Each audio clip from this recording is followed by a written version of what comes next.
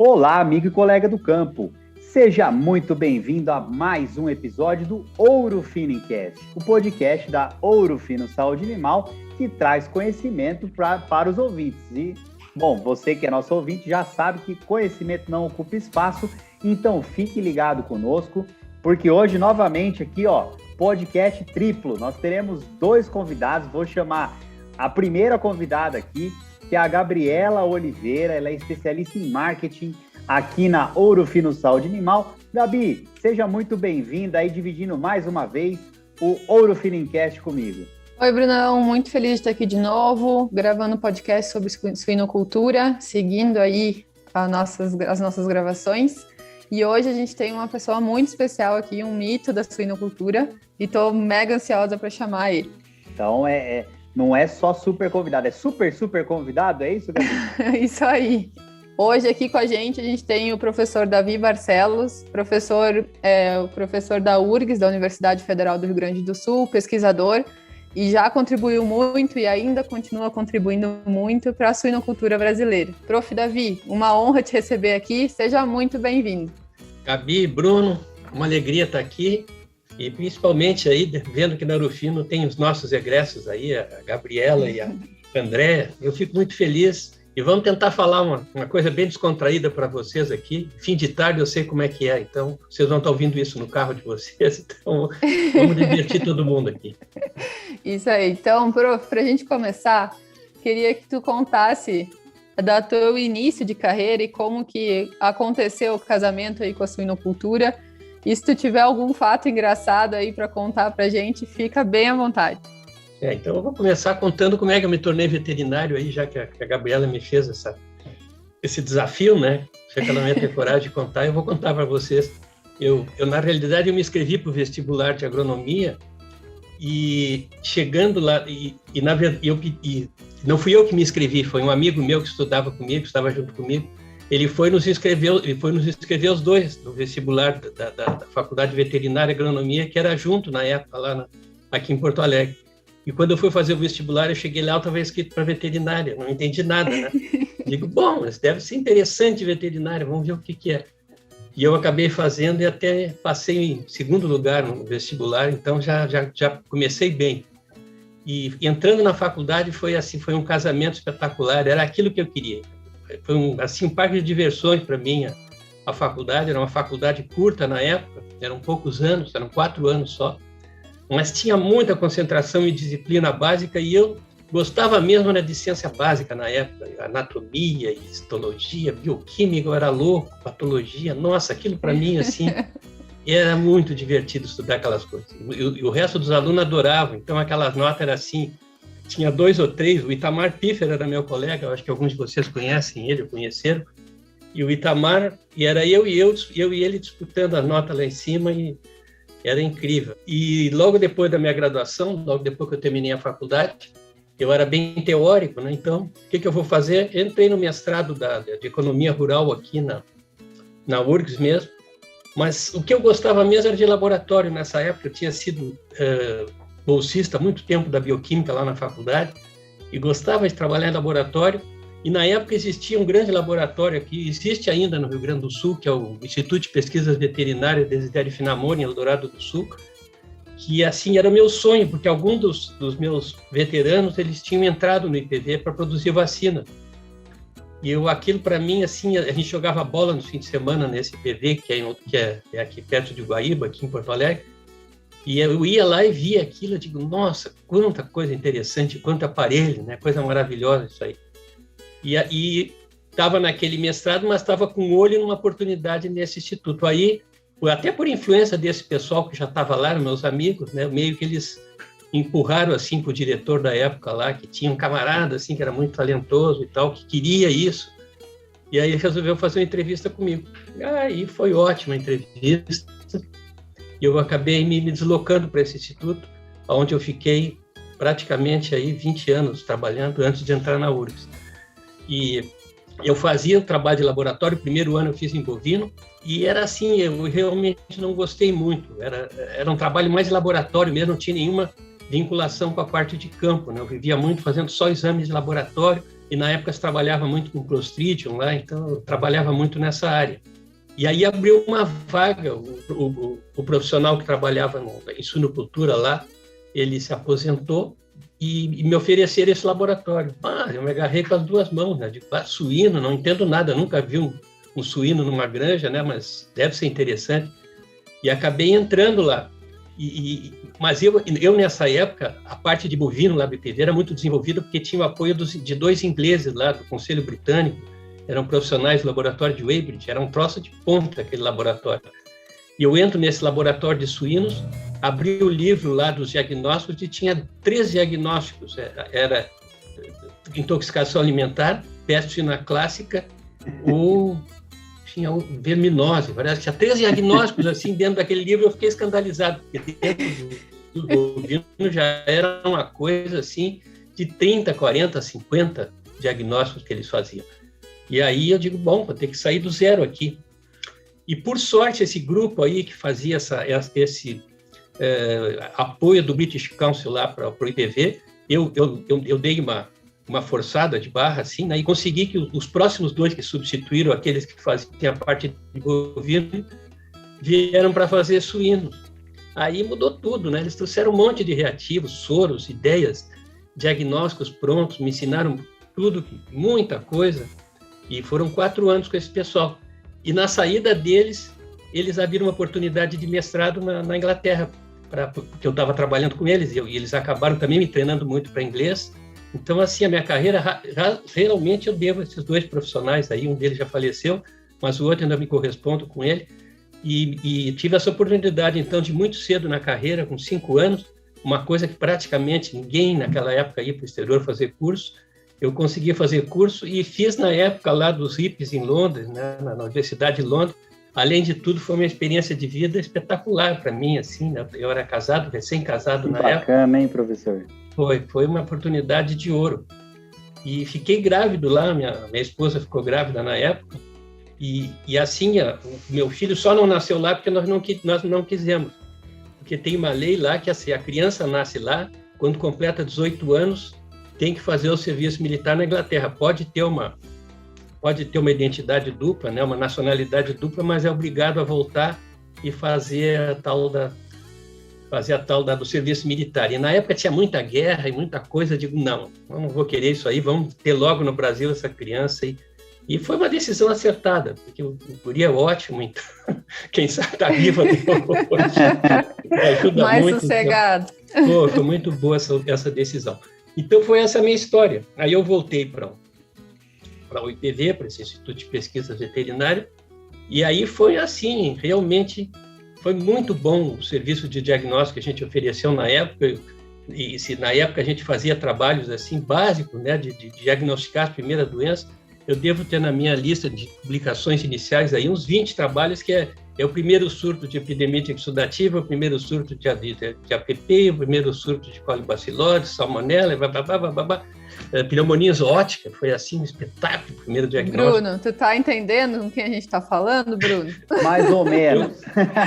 Não é minha área de todas... mas estou aprendendo aqui também. E aí eu tive interesse, né, de fazer trabalhos de campo, que eu disse para vocês que eu senti falta no início da minha carreira de me relacionar com o campo. Eu comecei a fazer alguns experimentos assim que eu fazia no campo. E na época existia assim uma concentração muito importante, interessante de suinocultura na área de Santa Rosa ali, na área do noroeste do estado. E tinha uma empresa lá que era a Prenda, que hoje tem a Libem que tomou conta lá dessa Prenda, que tinha um frigorífico grande. Era o grande centro de suinocultura aqui do Rio Grande do Sul. E a Prenda tinha uma granja, 2 granjas grandes lá. E tinha uma granja que realmente era um projeto da Cargill americana, uma granja de 1.000 fêmeas, e era uma granja já industrial, era assim, perto do resto da suinocultura, que era tudo de pequeno porte. Uma granja de 1.000 fêmeas era uma coisa, e era assim completo. Outro mundo, né? Eu comecei a fazer meus experimentos dentro dessa granja. E lá, sim, lá eu vi coisas fantásticas, né? Infelizmente para eles, mas felizmente para nós, essa granja, o piso era todo compacto, na granja inteira. Não tinha quase praticamente nada de ripado, só um ripadinho no fundo da cela parideira. Todo o resto da granja era piso compacto. Então a diarreia era um espetáculo, Senhora. assim, tinha o portfólio total das diarreias. E aí eu fazia meus experimentos aí com antibiótico, né? Todos os produtos que tinham na época aí que podiam ser de alguma utilidade, eu fazia testes lá. E também diagnóstico de doenças novas. Foi assim que foi a coisa. E quando a gente fala hoje em diarreia, né, que é um problema que a gente ainda tem a campo, quais agentes que a gente deve mais se preocupar quando a gente fala de diarreia de maternidade? Olha, nessa época inicial da minha carreira, eu gostaria de contar isso para vocês, tinha uma forma de diarreia cremosa lá da segunda, terceira semana de vida que ninguém sabia o que era, e que aí foi feito o diagnóstico, né? Eu participei disso, era coccidiose o negócio lá, era exosporose, era um inferno aquilo. E não tinha alternativa na época, foi antes do toltazuril, então não tinha o que fazer. Se usava sulfa, não funcionava, nada funcionava. A única coisa que daria para fazer era uma boa desinfecção, tentar eliminar aquele resíduo de contaminação que ficava na célula parideira que tinha um piso compacto. Então, era praticamente impossível, né, fazer essa boa desinfecção, então sempre tinha surto de coccidiose. Eu me lembro que quando surgiu o toltazuril, assim, que começou a se usar, foi um milagre, foi uma coisa assim inacreditável que aconteceu lá. Por isso que eu acredito que esse produto realmente a pessoa só vai saber o que é, se funciona ou não funciona, se tirar e se também tiver assim uma contaminação, uma pressão de infecção muito alta, né, pela presença de muitos socistas aí nas instalações. Então, eu resolvi esse problema. Mas aí surgiu um outro problema de diarreia muito sério lá, que era a colibacilose, porque na época não tinha vacina. Zero de vacina de colibacilose nessa época lá. E esses ingleses, na época que eles estiveram aqui no Brasil, eles trouxeram um conjunto de soros para fazer a tipificação das amostras de Escherichia coli, incluindo a verificação da presença e dos tipos de fímbrias das Escherichia coli. Nossa. Porque na época também não tinha essa consciência tão, vamos dizer assim, tão presente de que a imunidade da Escherichia coli, a defesa da Escherichia coli, a grande parte da patogenia está relacionada com essas fímbrias, né? Então, se a gente conseguia tipar as fímbrias e saber o que tinha aqui no Brasil, eu logo me dei conta que 4 ou 5 fímbrias que tinham aqui, elas representavam tudo que havia aqui nas granjas do Rio Grande do Sul. Eu comecei a fazer trabalho em várias granjas. E aí, eu resolvi fazer uma vacina. Resolvi pegar as 5 amostras que representavam todas as 4, sei lá, que representavam todas as fímbrias, e fiz uma vacina e comecei a fazer esses experimentos lá nessas granjas de Santa Rosa e fui expandindo. Mas, assim, eu tive assim, uma fama por pouco tempo, porque em seguida veio a vacina de Escherichia coli e me derrubou do meu cavalo, assim, de prestígio, porque eu estava com aquela vacina BPV, né, uma vacina experimental que todo mundo queria, e aquilo quase se transformou numa coisa comercial lá para o Instituto, né? O Instituto fazia essas vacinas de aftosa na época, fazia tuberculina, fazia vacina de brucelose, vacina de raiva, tudo isso era feito lá, tinha estrutura para fazer vacina. Então, durante um tempo se fez essas vacinas de colibacilose, que era assim, espetaculares, como continuam sendo as vacinas de colibacilose espetaculares, né? Elas até hoje funcionam muito bem. Em termos de colibacilose foi isso aí, a gente trabalhou muito, eu publiquei uma barbaridade de trabalhos aí, fazendo essas tipificações, novos tipos sorológicos, aquela coisa assim que vai rendendo, né, na base da investigação. Então, tu tá nos falando que tu fez um dos primeiros diagnósticos, ou o primeiro de coccidiose, e as primeiras vacinas de colibacilose. Esse é o tal do super convidado, né, Gabi, que você falou, que é mesmo. Isso, meu Deus do céu, que não tinha nada, pessoal, não era nada, era uma barbada. Eu tinha sido treinado, eu recebi um treinamento Fórmula 1 para fazer essas coisas. Só tinha que fazer, né? Me deram todo o instrumental, me montaram um laboratório bom. Me deram todo o instrumental. Eu era CDF, tinha estudado. Era só aplicar as coisas que funcionavam. Era uma coisa de louco. Professora, a coccidiose, ela é muito séria também nos bovinos, né? E nos bubalinos também, a gente atende algumas fazendas aí que criam búfalos, né? E o pessoal chama, por exemplo, o Isocox, né, que é o nosso produto, né, a base de toltazuril, o pessoal chama de pingo de ouro, porque fala que os bezerros búfalos são muito sensíveis, morrem mesmo, né, quando tem surto de coccidiose. O pessoal chama de pingo de ouro, né, nessas fazendas, aí resolve mesmo, né? Ô, prof, e a dinâmica de coccidiose, tu acha que ela mudou ao longo do tempo, comparado com o que era antigamente, com hoje? A gente tem leitões talvez mais velhos se infectando, como é que está essa dinâmica? Eu acho que assim, o grande ponto básico que mudou e que, vamos dizer assim, que talvez tenha reduzido um pouco o impacto da coccidiose é a questão do tipo de piso das células parideiras, né?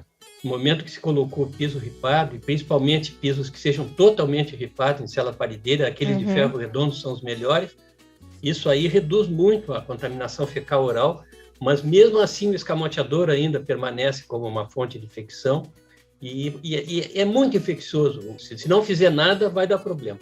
Mas eu acho assim, tem uma relação muito grande entre a quantidade de oocitos que são ingeridos no suíno e a gravidade da diarreia.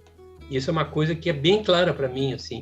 Então, se o animal tiver criado num ambiente que tem muito oocisto, vamos dizer assim, dentro da célula parideira, no escamoteador, ele vai ter uma forma de diarreia grave. Senão, ele vai ter aquela diarreiazinha lá com as fezes cremosas, neopastosas, que aparentemente não é uma coisa muito importante, assim, mas ele está perdendo peso, ele está deixando de se tornando mais suscetível a outras diarreias. Então, é importante também que ele tenha uma boa defesa aí através da utilização desse produto.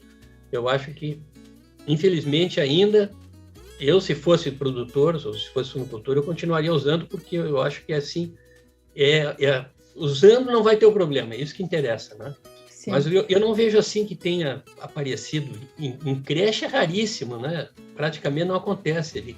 No momento que o animal é desmamado, ele já praticamente já teve contato, e a imunidade é muito rápida, né?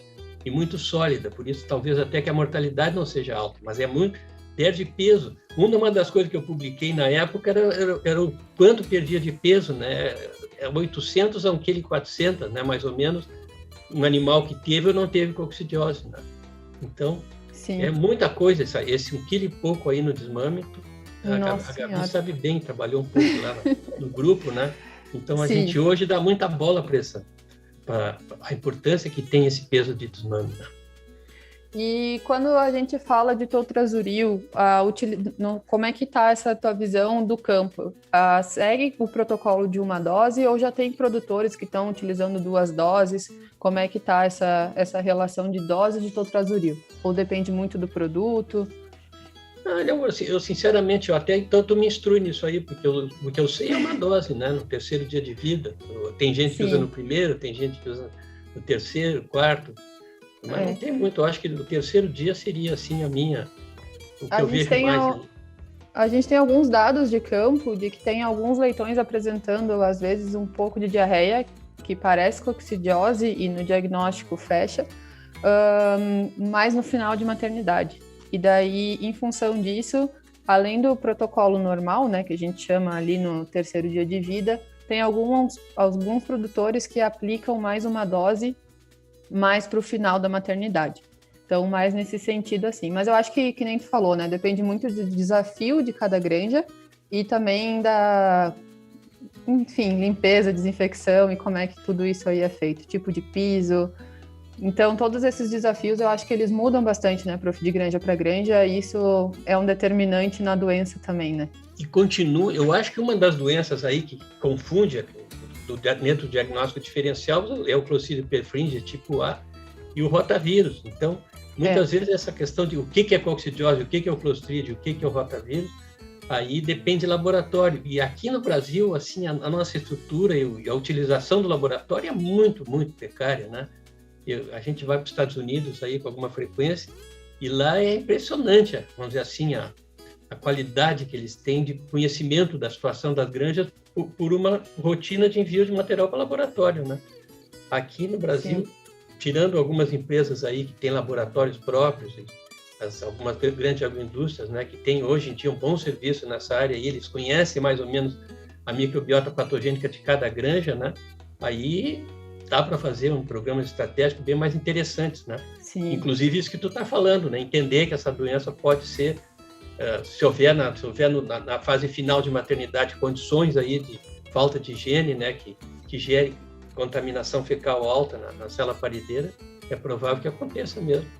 Porque esse produto, enquanto ele está agindo no intestino, ele não tem um período assim permanência de atividade grande, né? Sim.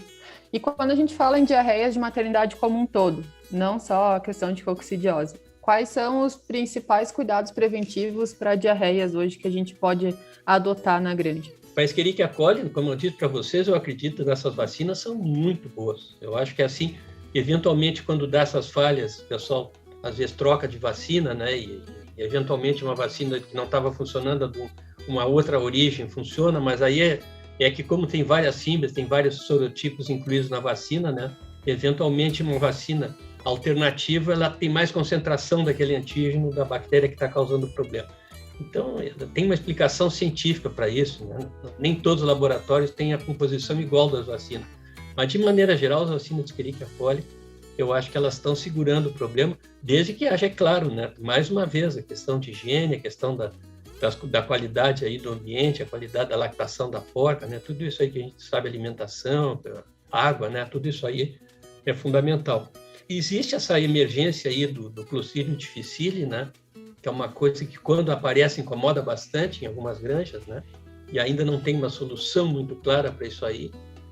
E rotavírus, né? Existem vacinas, mas a vacina do tipo A, e aqui no Brasil o tipo A já não é o tipo mais prevalente, então são vacinas. Eu acho que também teria que se rever isso aí, é difícil, né? Aí se fala no tal do feedback, né? Que é uma coisa que é um assunto para uma conversa dessa de 1h30, mais ou menos. Eu acho que sim, né, prof? Não dá para falar, não dá para dizer muito devagar, porque isso aí tem que dizer os prós e os contras, com toda a qualidade para a pessoa não se atrapalhar, porque é complicado. Feedback, tu fala a palavra e já fica tipo, será que eu entro nesse assunto, né? Não dá para ver. Não, mas tem seu valor de algumas formas, sim, né? Com certeza.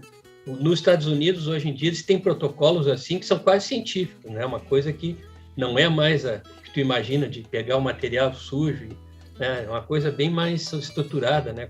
Congelando e titulando, fazendo diagnóstico PCR, eliminando todas as possíveis contaminantes secundários. Então, dá para fazer bem feito isso, né? E eu já tenho orientado algumas vezes de fazer isso aqui, sendo feito da forma, vamos dizer assim, científica, é uma baita alternativa. E eu acho que quando a gente fala de, assim, doenças e disseminação de doenças nos suínos, a gente acaba sempre caindo na questão de ambiência, de limpeza e desinfecção, né? E manejos como um todo. Eu acho que se a gente for pegar as conversas que a gente já teve aqui, né, Bruno? E, enfim, a gente assiste palestras e a gente sempre acaba caindo na questão de manejo, limpeza e desinfecção e, às vezes, a gente não dá a devida importância, né? Parece o mais simples, mas, na verdade, é o mais complexo, né? Porque envolve pessoas, envolve estrutura e aí a dificuldade só aumenta, né? Verdade. Agora, uma coisa moderna que está surgindo aí, também são trabalhos dos Estados Unidos, é na questão da adaptação das leitoas, que eu acho que é uma coisa que nós durante muito tempo, a gente não entendeu bem isso. Os americanos foram muito criativos em relação a isso, né? E aí, basicamente, isso é como fazer com que as leitoas que vêm negativas para o plantel não se infectem, vamos dizer assim, na primeira gestação e depois venham a contaminar todo o fluxo de produção dali para frente. Então, isso aí tem que ser feito um programa, vamos dizer assim, de contaminação das leitoas e que elas venham a parar discretantes do parto. Basicamente, é que todas as leitoas se infectem ainda naquela fase inicial da adaptação e que não excretem mais e que não venham a contaminar o sistema da granja dessa forma. Então, isso aí é uma coisa que está funcionando muito para micoplasma. Agora, os trabalhos nossos, inclusive lá da faculdade, a Karine Takeuchi, que está comandando essa área aí lá na URGS, e também agora para o famoso o Seneca vírus, que também está incomodando bastante no campo, é uma alternativa que está sendo usada. Então, eu acho que é uma outra área aí de muito interesse essa, né, de estar surgindo Verdade. Aí, dessa adaptação das leitoas, né? Para a gente se encaminhar para o final do nosso podcast, eu sei que tu gosta muito de um gênero musical, né? E que tu tem coleções de CD. Então eu queria que tu contasse pra gente desse teu gosto musical e que tu indicasse seja CD ou músico, enfim, para as pessoas escutarem também e lembrar de ti quando pensarem nele. Pessoal, eu sou eu sou fanático por jazz, vamos colocar assim, né? E perdi muitas férias aí, viajando para o exterior, aí, ou viajando aqui mesmo do Brasil, para esses shows que tem aí, festivais, né, de jazz em São Paulo, nos Estados Unidos, em outros países. Eu gosto muito. E tem um grupo aqui que me acompanha, né? E nós fazemos reuniões aí, reunimos, enfim, bota música e todo mundo tem que adivinhar que música é assim, é um fanatismo sadio, né? Isso aí. Que legal. E eu tenho uma coleção dos 15 mil CDs aí, e tem até um folclore que o pessoal fica dizendo que teve uma entrevista no Jô Soares que eu fiz aí, e me confunde com o Flaurinho Miglavac. A entrevista no Jô Soares, na realidade, foi o Flaurinho que fez, onde ele contou o famoso fato de que ele mamou numa porca, né, durante Meu Deus. a mãe dele ele chorava muito, a mãe dele botava ele a mamar na porca. E diz que é verdade, né? Então ele contou no Jô Soares, essa história foi um sucesso. E a minha história, na realidade, foi uma visita que a revista Veja fez lá. Eles tinham uma sessão dedicada a esses grupos, assim, de interesses particulares, assim, e fizeram na minha casa lá essa entrevista, reuniu o nosso grupo e eles nos entrevistaram, assim, o que a gente fazia e tal. E a gente tem feito essas viagens aí, e o meu sonho futuro agora tem os cruzeiros aí de jazz aí, que juntam os grandes artistas no cruzeiro. Eu estava já praticamente fechado para ir, mas aí surgiu essa desgraçada dessa Covid aí. Isso é uma coisa nova, né, que surgiu. Estava desesperado para assistir, não consegui, mas agora eu vou me vingar, né? Eu acho que agora eu vou poder. Tem que ir em dois agora, vai vacinar todo mundo e vai surgir. É isso aí, pessoal. Mas assim me frustrei um pouco, porque eu comprei um monte de CD, eu tenho essa discoteca monstruosa aqui, e hoje eu entro nos sites aí de streaming, tá tudo lá. Tá tudo lá. Mas o som carinho, não é tão né? bom, né? Vamos dizer que o som do CD ainda é superior ao do streaming que eu mantenho. Mas eu me mantenho muito. Eu acho que é interessante a gente ter esses hobbies na vida aí. Chego cansado às vezes dessas viagens, né? Pensando já no fim de semana que vai ser agradável com a família e vendo essas coisas, reunindo esse pessoal louco aí para a gente se divertir. Muito bom. Muito legal, prof. Bruno, Vamos eu queria lá, né? agradecer aqui a participação do prof, já te chamar de volta aí para a nossa conversa também. Então, prof. Davi, muito obrigada por estar aqui com a gente hoje. Foi um prazer te escutar, dei muita risada aqui. E espero que a gente se encontre novamente aí. Tá bom. Satisfação. E estamos à disposição aí, né? E quem quiser visitar o URGS, nos conhecer lá, a gente está sempre aberto, tá? Muito bom. Obrigado, viu, professor Davi, por todo o conhecimento aí que você transmitiu para nós, né, e para os nossos ouvintes aí, que eu tenho certeza que vão sair melhores do que entraram aí nesse episódio, do que quando entraram nesse episódio. A turma aí já conhece, né, conhecimento não ocupa espaço, então a missão de hoje está extremamente cumprida com esse nosso super convidado, professor Davi Barcelos. Muito obrigado, viu, professor? E pessoal, aproveitar... valeu aí, hein? Até a próxima.